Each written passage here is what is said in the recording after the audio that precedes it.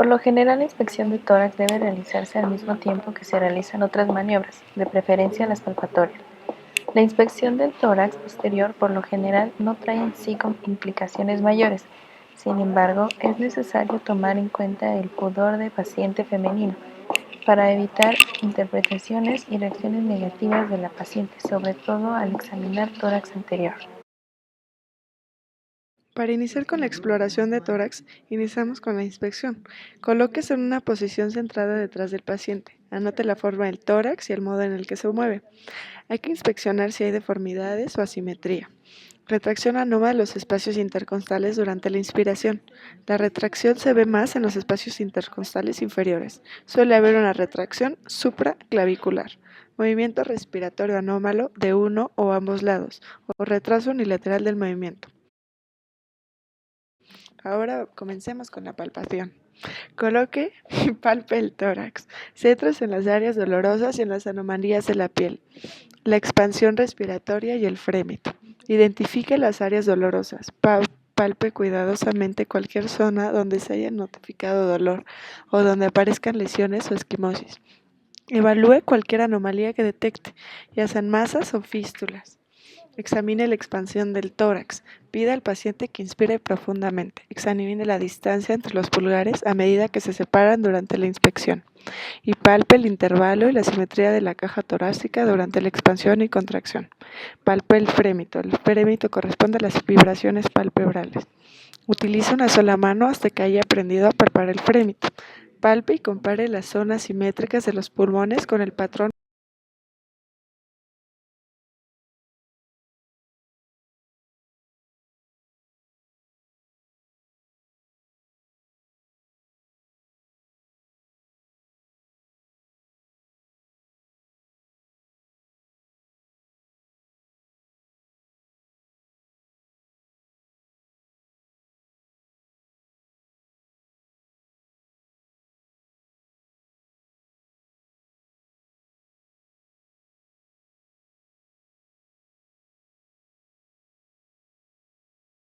Ahora comenzaremos a inspeccionar la cara anterior del tórax. Inspección. Observe la forma del tórax del paciente y el movimiento de la pared torácica. Fíjese en las deformidades o asimetrías. Retracción anómala de los espacios intercostales inferiores durante la inspección. Suele haber una retracción supraclavicular, demora local o alteración del movimiento respiratorio. Ahora, la palpación posee 4 posibilidades de usos. Primero iniciamos con la identificación de las zonas dolorosas. Después evaluamos las anomalías halladas. En tercer lugar, evaluamos la expansión torácica. Coloque los pulgares a lo largo de cada reborde costal y las manos por la cara lateral de la caja torácica. Cuando coloque las manos, deslice algo medialmente para levantar pequeños pliegues de la piel entre los pulgares. Mida al paciente que inspire de manera profunda. Observe cómo se separan los pulgares con la expansión del tórax y palpe la extensión y simetría del movimiento respiratorio. Evaluación del frémito debe de ser táctil.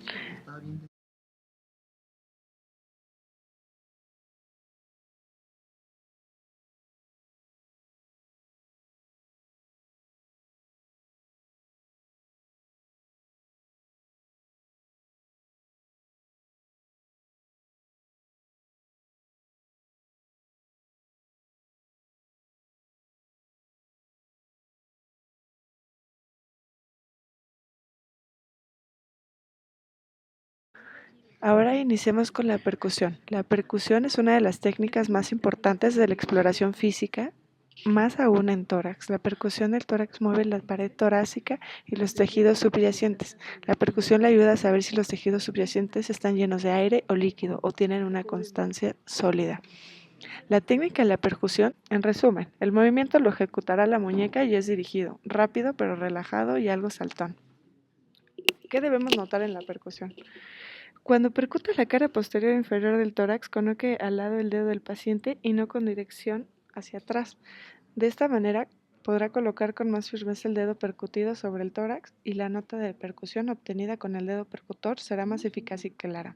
Hay que comparar dos regiones. Aprender a identificar las 5 notas de percusión. Percuta un hemotórax y a continuación el otro adoptado un patrón en escalera. Observa el descenso del diafragma, es decir, el desplazamiento diafragmático. Determine primero el nivel de matidez diafragmática durante la respiración tranquila.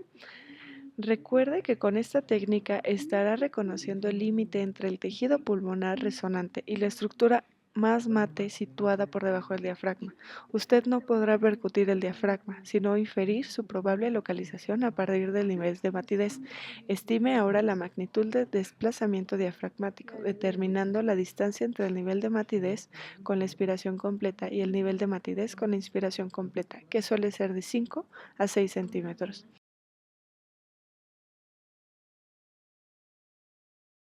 Percuta la cara anterior y lateral del tórax, comparando el nuevo ambos lados. El corazón normalmente ocupa una zona de matidez a la izquierda del esternón, entre el tercer y el quinto espacio intercostal. Percuta el pulmón izquierdo situado por fuera. Para mejorar la percusión en las mujeres, desplace suavemente la mano con la mano izquierda al percutir con la derecha. Otra posibilidad es que el paciente desplace la mama por usted. Identifique y localice cualquier zona con una nota de percusión anómala.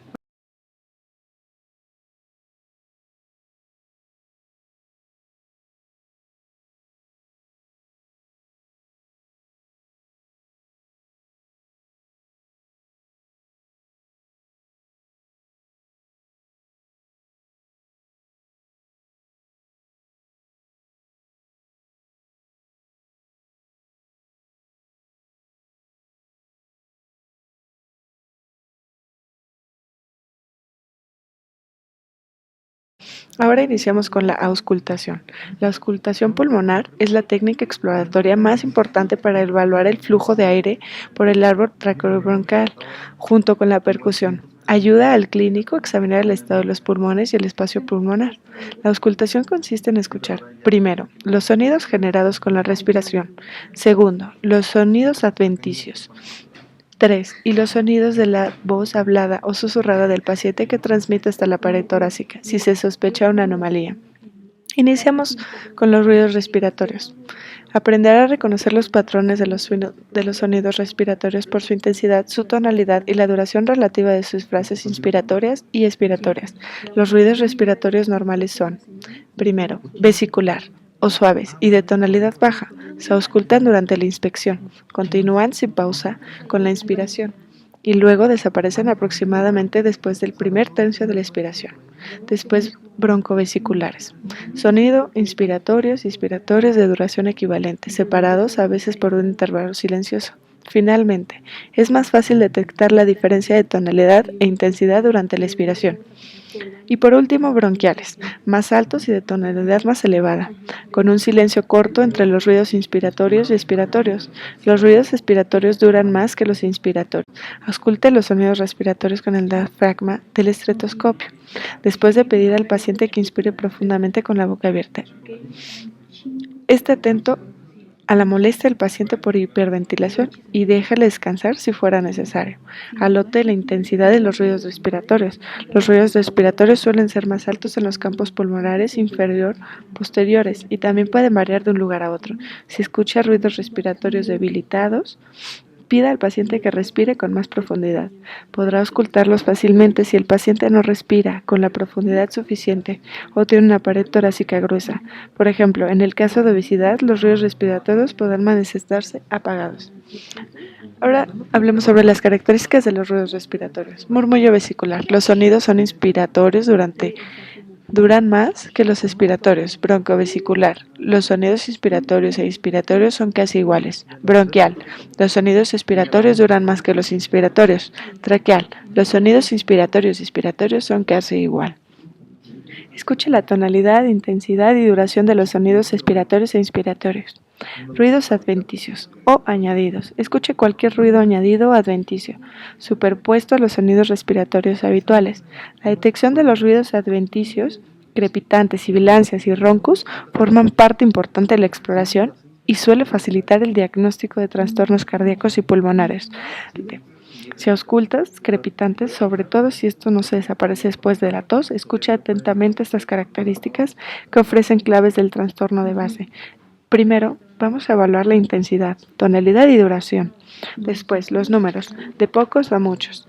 los momentos de la aspiración en el ciclo respiratorio, la localización de la pared torácica y la persistencia del patrón de una respiración a otra, posibles cambios después de la tos o de las modificaciones posturales. Se pueden auscultar crepitantes en la carga anterior de la base pulmonar de algunas personas sanas después de una expiración máxima. Los crepitantes en las porciones pulmonales en declive también pueden escucharse después de una inmovilización prolongada en cama. Si usted ausculta sibilancias o roncos, anote el momento en que su aparición y su localización. Ahora comencemos a explorar la transmisión de la voz. Si usted ausculta sonidos respiratorios broncovesiculares o bronquiales en lugares anómalos, evalúe la transmisión de la voz. Coloque el estetoscopio en regiones simétricas a la pared torácica, mientras primero pida al paciente que diga 33. Normalmente los sonidos transmitidos a la pared torácica resultan apagados y poco claros. Pida al paciente que diga I.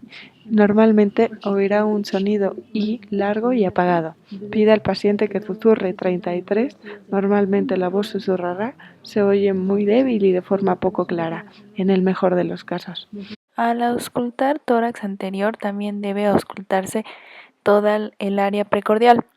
El paciente puede estar sentado, de pie o acostado. Poner al paciente en decúbito lateral izquierdo ayuda para auscultar ruidos del ventrículo izquierdo, al ponerse más en contacto con la pared torácica. En algunos focos específicos, que son el foco pulmonar en el segundo espacio intercostal inmediatamente a la izquierda del esternón.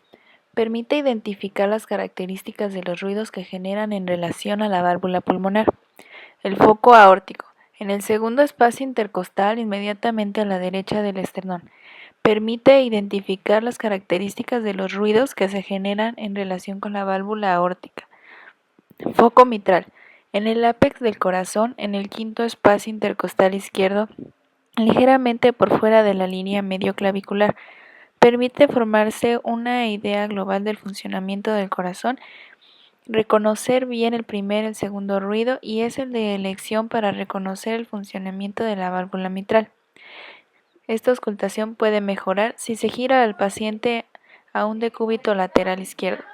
Foco tricuspidio, a la misma altura del foco mitral, pero más en contacto con el esternón, ya sea por el lado izquierdo o el derecho. Este foco permite identificar mejor ruidos que se generan en relación a la válvula tricúspide.